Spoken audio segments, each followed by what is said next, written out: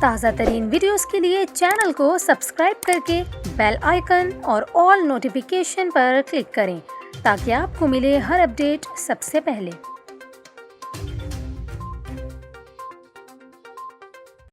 اور ابھی آپ کو بتائیں، بلوچستان کے ضلع خضدار کی پولیس نے کور کمانڈر کوئٹہ کے ہیلی کاپٹر کا ملبہ ملنے کی تصدیق کر دی۔ ڈی آئی جی خضدار پرویز عمرانی کے مطابق پولیس حکام کو کور کمانڈر کوئٹہ کے حادثے کے شکار ہیلی کاپٹر کا ملبہ مل گیا ہے۔ انہوں نے بتایا ہے کہ مذکورہ ہیلی کاپٹر کا ملبہ سسی پنو کے مزار کے قریب موسیٰ گھوٹ کے قریب واقع پہاڑ سے ملا ہے۔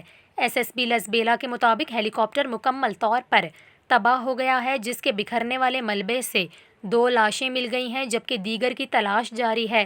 واضح رہے کہ پاک فوج کے شعبہ تعلقات عامہ ISPR نے گزشتہ روز بتایا تھا کہ بلوچستان میں فوجی ہیلی کاپٹر لاپتہ ہو گیا ہے، جس میں کور کمانڈر کوئٹہ سمیت 6 افسران سوار تھے۔ افسران لسبیلا میں سیلاب متاثرین کے امدادی مشن پر تھے۔ کمانڈر صدرن کمانڈ لیفٹیننٹ جنرل سرفراز علی اور دیگر کے فوجی ہیلی کاپٹر کا لسبیلا سے کراچی آتے ہوئے ایئر ٹریفک کنٹرول سے رابطہ منقطع ہو گیا تھا۔